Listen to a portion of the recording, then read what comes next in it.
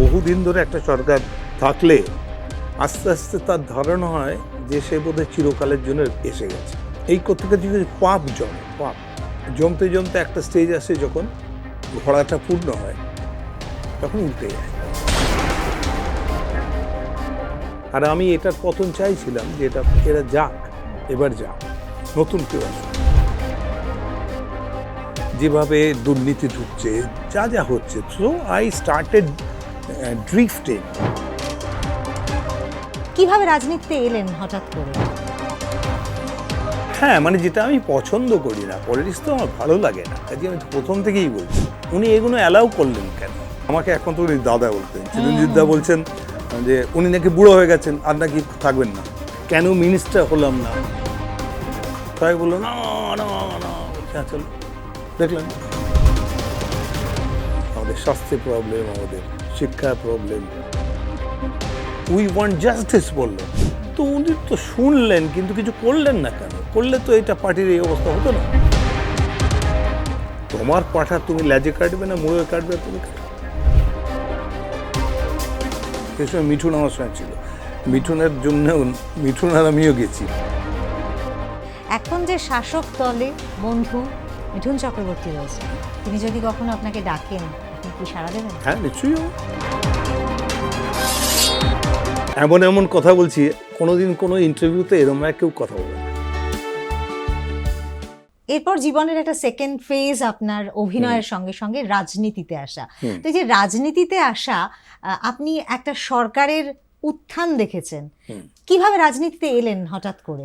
আসলে কি হয়, এটাকে বলে অ্যান্টি ইনকামবেন্সি বলে। মানে একটা বহুদিন ধরে একটা সরকার থাকলে আস্তে আস্তে তার ধারণা হয় যে সে বোধহয় চিরকালের জন্য এসে গেছে, আর কেউ সরাতে পারবে না।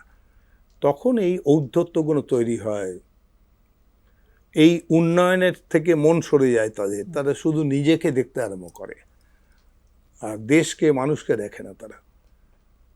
মানে এই করতে করতে পাপ জমতে জমতে একটা স্টেজ আসে যখন ঘোড়াটা পূর্ণ হয় তখন উল্টে যায়, সেই ঘোড়া উল্টে পড়ে আর কি, সব বেরিয়ে যায়।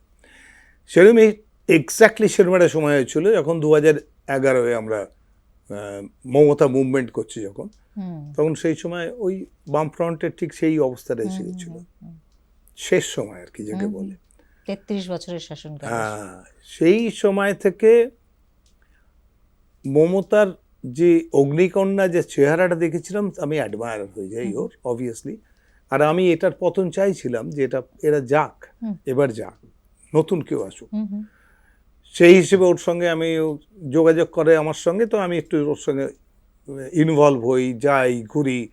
ও মিটিং করতো, তো মিটিংগুলোতে আমি যাই, এরকম বেশ কিছু মিটিং। ফিল্মের কাজও তো করছেন সমানভাবে। হ্যাঁ, একই সঙ্গে চলছে। আমরা অনেকেই তখন একটু একটু যেত ওর সঙ্গে, মুভমেন্টে যেত।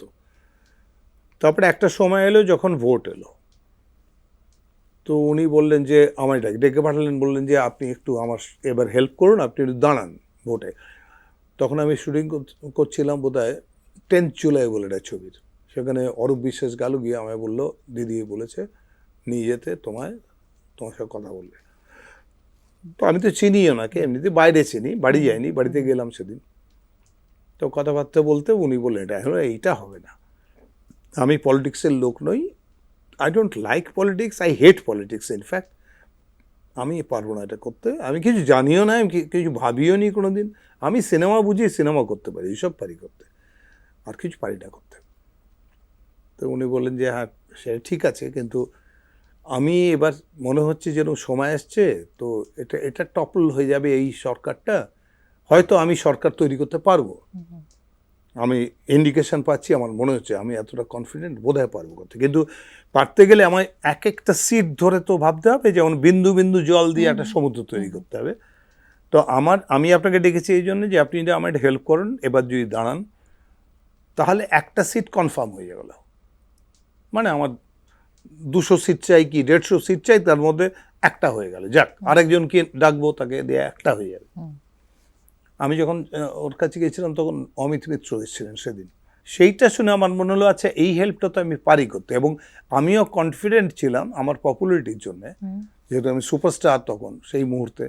তো আমার মনে হয়েছিল যে হ্যাঁ সে ঠিক কথা, একটু এই হেল্পটা তো করা উচিত, যখন আমি মনে করছি যে এই সরকারটাকে সরানো দরকার, মানে এই ফিলোসফিটাও বিশ্বাস করছি ওনার জন্য। তো আইলাম ঠিক আছে 5 বছরের জন্যে আমি ওকে আমি আসবো, দেখা যাক জিতি কিনা। তখন বারাসাত দিলেন আমায় দাঁড়ানোর জন্য, জিতে গেল, এই আমার আশা।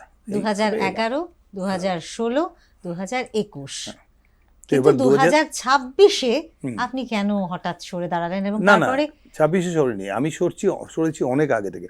5 বছরে যখন অনেক সিট নিয়ে উনি এসে গেলেন, ফর্ম করে গেল, তখন উনি সত্যি সত্যি অন্যরকম মানুষ ছিলেন, ওনার ফিলোসফি আদর্শ অন্যরকম লেগেছিল আমার, এবং দেখছিলাম যে দারুণ কাজ করছেন, শুরু করেছেন উনি। তো 5 বছর সবসময় যে কোনো পার্টি খুব ভালো যায়, খুব ভালো চলে, একটা ডেডিকেশন থাকে, তো সেটা ওনার ছিল, সেই সময় ছিল, কাজ হচ্ছিল খুবই, আই ওয়াজ স্যাটিসফাইড। কিন্তু আমি বলেছিলাম 5 বছরের জন্য এসেছি, তারপরে ওনাকে মনে করাই 10-এ গিয়ে যে এবার আমায় ছেড়ে দিন, আপনার তো এখন অনেক হয়ে গেছে, অনেক এমএলএ পেয়ে গেছেন আপনি, তো আমার একটা সিট আর দরকার নেই। তখন ওটা খুব ইম্পর্টেন্ট ছিল নিশ্চয়ই মনে করছি, কিন্তু এখন অত ইম্পর্টেন্ট নয়, এখন অন্য একজন দাঁড়ালেও জিতে যাবে, আপনার যা নাম এখন। তো উনি বললেন না আমি আপনাকে ছাড়বো না। আচ্ছা, আরেকবার দাঁড়িয়ে গেলাম 10-এ, 16-এ গিয়ে আবার বললাম, মানে 16-তে গিয়ে বললাম ছাড়ুন, হলো না, তাই 21-এ গিয়ে আবার বললাম ছাড়ুন, তখনও বললেন না। এইবার অ্যাডামেন্ট হয়ে গেলাম আমি, কারণ তার মধ্যে আমি দেখতে পাচ্ছিলাম যে আস্তে আস্তে ডেটোরিয়েট করছে, আস্তে আস্তে মান নামছে, প্রচুর ঘটনা ঘটছে যেগুলো আমি নিতে পারছিলাম না। আচ্ছা, মোরালি আমার অসুবিধা হচ্ছে থাকতে, তার সঙ্গে আমি এগ্রি করছিলাম না পুরো সিচুয়েশনটা যেভাবে চলছে, যেভাবে দুর্নীতি ঢুকছে, যা যা হচ্ছে। সো আই স্টার্টেড ড্রিফটিং, আস্তে আস্তে আমি মেন লাইনটা থেকে এরকম সরতে আরম্ভ করেছি মানসিকভাবে। তখন আমি আর ওইভাবে বক্তৃতাও দিতাম না, ওইগুলো ছেড়ে দিলাম। এতে যেমন বিধানসভায় আমি আগে অনেক স্পিচ দিতাম, সেগুলো আর দিতাম না, ছেড়ে দিলাম। মানে আমি আসলে মন থেকে সরে গেছেন, মন থেকে সরে গেছি, বীতশ্রদ্ধ হয়ে গেছে তো। এবং সেই জন্যে এবার আমি একদম এরম বলেছিলাম, একটা ইন্টারেস্টিং ভাইরাল আছে যে আমি আমার ওখানেই একটা সেটা ওটা ভাইরাল করে দিয়েছিল আর কি, পৃথিবীতে কোনোদিন যা কেউ বলেনি আমি সেটা বলেছিলাম। যেটা ধরো সেখানে 400 লোক আছে, সেখানে একটা মিটিংয়ের মধ্যে আমি বক্তৃতা দিচ্ছি, দিতে আমি বলেছিলাম দেখুন আমি বলছি পরের বার কিন্তু আমি দাঁড়াবো না, বলে দিলাম ওটা, যদি আমায় তাও মমতা ব্যানার্জি দাঁড় করান তাহলে কিন্তু আমি আমেরিকায় মেয়ের কাছে গিয়ে চলে যাবো, থাকবো ওখানে গিয়ে। আমি আপনাদের রিকোয়েস্ট করছি, যদি সত্যি আমি দাঁড়াইও তাহলে আপনাদের সবাইকে রিকোয়েস্ট করছি আপনারা কেউ ভোট দেবেন না আমায়। এটা বোধহয় পৃথিবীতে একমাত্র আমি বলেছি, কোনো সেনেটর, কোনো এমএলএ, কোনো এমপি কেউ কোনোদিন বলেছে, কোনোদিন কাউন্সিলর যে আমায় ভোট দেবেন না, লোককে বলছেন, সবাই বলে ভোট দেবেন। তো I am the only person. এইগুলো সব তো বলতে আরম্ভ করেছি এই জন্যে যাতে উনি ওনার কানে যায়, এবং উনি বলেন যে আর না, ঠিক আর আছে, না আমায় ছাড়েন, ছেড়ে দেন। তারপরে ফাইনালি ডিরেক্টলি বললাম, অভিষেকের সঙ্গে দেখা হলো, তো ওকে বললাম যে I am too old for this. তো তার আগের বারও আমি টু ওল্ড বলেছিলাম, তখন উনি আবার সে আমার 30,000 লোক ছিল সেখানে, উনি গিয়েছিলেন, তখন ওনার পায়ে চোট ছিল, হুইল চেয়ারে ছিলেন। তো আমার ওখানে গিয়ে বারাসাতে গিয়ে মিটিং করে বললেন, এই যে চিরঞ্জিত দা বলছে, আমাকে একমাত্র উনি দাদা বলতেন, চিরঞ্জিত দা বলছেন যে উনি নাকি বুড়ো হয়ে গেছেন, আর নাকি থাকবেন না। সবাই বললো না না না, চলো, দেখলেন বলে ওইটা আমায় আবার রাজি করিয়েছিলেন 21-এ। কিন্তু এবার আমি গিয়ে ওকে বলে দিলাম আমার অনেক বয়স হয়ে গেছে, দেখো আমি 74+ হয়ে গেছি, তো আমায় এবার তো তুমি ছেড়ে দাও, আমায় বলে দাও দিদিকে দিয়েছেন। এবং finally I am very happy যে আমাকে ছেড়ে দিয়েছেন। কিন্তু আপনি তো তৃণমূলের লাকি চার্ম, মানে 2011, 2016, 2021 আপনিও ছিলেন, জয় এসছে, কিন্তু এবার কোইন্সিডেন্টলি আপনি নেই, এইরকম একটা ভরা ডুবি। না, কিন্তু সেটা আমি জানি না কি করে হলো, মানে এটা যদি আমরা কোইন্সিডেন্টলি ধরে নিই যে লাকি চার্ম আপনি, মেবি হতে পারে, সেটা সবাই এখন কি মনে হচ্ছে? এখন যেমন একজন আমায় বললো যে আপনি সরে গেলেন যে এই সঙ্গে সঙ্গে তাসের ঘরের মতো ভেঙে পড়ে গেল, সেটা তো তাই হলো সত্যি। আপনি কি লাস্ট পোস্ট ছিলেন একটা, দাঁড়িয়েছিলেন, গেলাম, অত কিছু আমি ভেবে করিনি। আমি বয়স হয়ে গেছে, এবার আমি একটু নিজের মতো বাঁচতে চাইছি, ছবি আঁকবো, গান গাইবো, মেয়ের কাছে গিয়ে 6 মাস থাকবো, এইসব করতে চাইছি। এরকম সিনেমা করব, এই গ্যাংটকে গিয়ে এগিয়ে ছবি করার কথা চলছে, সেটা আমি করতে যাবো বোধ হয়। তো আমি আর সারিকা আসবে বম্বে থেকে, ও থাকবে এই ছবিটাতে। একটা গ্যাংটকের একদম গ্যাংটকের ছোট ছেলে মেয়েদের সঙ্গে মিশে একটা গল্প, খুব সুন্দর গল্পটা করেছে কঙ্কনা চক্রবর্তী বলে ডিরেক্টর। সে এসছে আবার লস অ্যাঞ্জেলেস থেকে। তো এইসব ছবি, আর একটা ছবি এসছে নিউ ইয়র্ক থেকে, একজন এসছে, তারা একটা ছবি করবে, সেটা ছবিটার কথা সেটাতে আপনি কি ফাইনাল পরিচালনা করছেন না আপনি না, অভিনয় করবেন? অভিনয় করব। অভিনয় করবেন। হ্যাঁ, তো এই সব ছবি, আরও 4টে ছবি আছে, মানে স্ক্রিপ্ট চলছে, এখনো ডেট ফাইনাল হয়নি যে কবে কোনটা হবে। তো এই সব কাজ করব আর কি, ফ্রিলি করব। আবার সেই গিয়ে বিধানসভা যাওয়া, আবার গিয়ে নিজের ওখানে গিয়ে এটা একটা মিটিং করা, এক্সট্রা বাইন্ডিংস বলে মনে হচ্ছে। হ্যাঁ, মানে যেটা আমি পছন্দ করি না, পলিটিক্স তো আমার ভালো লাগে না, কাজে আমি তো প্রথম থেকেই বলছি।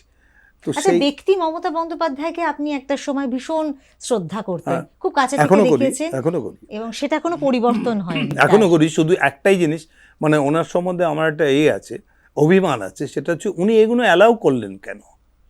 এই যে ডেটোরিয়েশনটা হলো, এই যে আস্তে আস্তে সরে গেল, পুরোটা ডাউনওয়ার্ড চলে গেল, নিচের দিকে চলে গেল, যার রেজাল্টটা আজকে দেখা যাচ্ছে সামনে। এই যে মানুষ অপছন্দ করতে আরম্ভ করলো, অনেকবার ইন্ডিকেশন দিল, অভয়াতে লাখ লাখ লোক সারা পৃথিবী জুড়ে ইন্ডিকেশন দিল যে this is wrong, we want justice বললো। তো উনি তো শুনলেন, কিন্তু কিছু করলেন না কেন? করলে তো এটা পার্টির এই অবস্থা হতো না। তো এইটা বারবার অনেকগুলো ক্ষেত্রে কামদুনি থেকে শুরু হয়েছে। সো এটা আমার একটা অভিমান আছে ওনার সম্বন্ধে। এটা করলে কিন্তু তাহলে তো আরও লম্বা সময় থাকতে পারতেন, বা আমরা থাকতাম, সবাই হতো হয়তো। মানুষের আরেকটু কথা শোনা দরকার, বোঝা দরকার। তো আজকে ইট ইজ টু লেট, এই জন্য আর কি। তো আমি এটা ভাবিনি যে আমি বেরিয়ে গেলাম আর একটা পেছনের বাড়িটা পড়ে গেল, এটা আমি ভাবিনি, কিন্তু হলো তো তাই। এই ঘটনার পর কি কথা হয়েছে মমতা বন্দ্যোপাধ্যায়ের সঙ্গে? না, সে কথা বলার চেষ্টা করেননি? না, আমি করিনি, আমি কিছু করিনি, আমি কোনোদিনই কিছুই করিনি। আমি আগেও মমতা বন্দ্যোপাধ্যায়কে বলিনি যে আমায় দাঁড় করান। তো আমি কিছু চাই না। আমি এখনো পর্যন্ত কোনো প্রডিউসার, কোনো ডিরেক্টর কাউকে বলিনি যে আমার একটা সিনেমা দিন, ছবি দিন। আপনার সহ অভিনেতা অভিনেত্রীদের অনেকেই, তাদের মধ্যে এই সময়কার দেব রয়েছেন, শতাব্দী রায় রয়েছেন, এরা সবাই, রচনা ব্যানার্জি রয়েছেন, এরা সবাই তো রয়েছেন। এখন তো একটা বদলের সময় এসছে, অনেকের ক্ষেত্রে কিন্তু নানান মন্তব্য অনেকেই করছেন। এই বিগত দিনের শাসক দল, তারা ভালো ছিলেন না, এখন তাদের ভুল বোঝানো হয়েছিল, যদি নানান মন্তব্য শোনা যাচ্ছে। আপনি কিভাবে দেখেন সেটা? সেটা কি আদৌ উচিত? মোটেই ভুল বোঝানো হয়নি আমাকে ঠিকই বোঝানো হয়েছিল।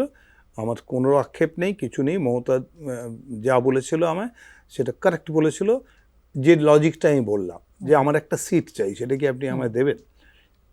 আমি এগ্রি করেছিলাম, তাই গেছিলাম, এবং আমি মন প্রাণ দিয়ে কাজ করেছিলাম। 5 বছর ধরে খুব খেটেছি আমি, গিয়ে ওদের সঙ্গে সবসময় থাকতাম, সব কিছুই করেছি। আমি ধরে নাও সপ্তাহে 2 দিন আমি যেতাম আমার জায়গায়, যদি যাই, আমার তো দূরে, আমার বাড়ি থেকে দূরে, আমার এদিকে কাজকর্ম করে আমি ওই রুমেই যেতে পারতাম। সেক্ষেত্রে আমার কত হচ্ছে, তার মানে মাসে 8 বার যেতাম। তাহলে 8 বার 96, বছরে আমি 96 বার গেছি, মানে ধরুন 100 বার গেছি। কোনো সময় বেশিও যেতাম, ডেফিনেটলি বেশি যেতাম। 100 বার গেলে তাহলে বছরে, তাহলে 15 বছরে কত হয়? 1500 বার গেছি ধরো মিনিমাম। তার মানে আমি 1500 বার গেছি একটা জায়গাতে এই 15 বছরে, উইচ ইজ নট লেস। ভালোই, কোয়ান্টিটিটা বেশ ভালো, বেশ ভালো। ওদের সঙ্গে মিশেছি, থেকেছি আমি।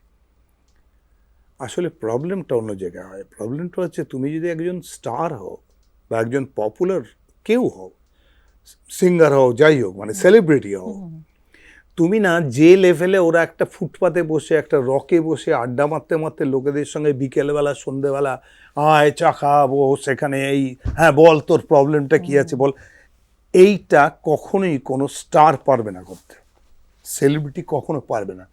সে যদি সিটারিস্টও হয়, সেতার বাজায় যে ভালো সিঙ্গার, এরা কেউই পারবে না কিন্তু এইটা করতে। আর সেইটা পলিটিশিয়ান একজন যদি হয়, নিচ থেকে ওঠে, সাইকেল চালিয়ে আসে, তার পক্ষে এটা সম্ভব। এখন যে শাসক দলে বন্ধু মিঠুন চক্রবর্তী রয়েছেন, তিনি যদি কখনো আপনাকে ডাকেন, আপনি কি সাড়া দেবেন? হ্যাঁ, নিশ্চয়ই যাবো।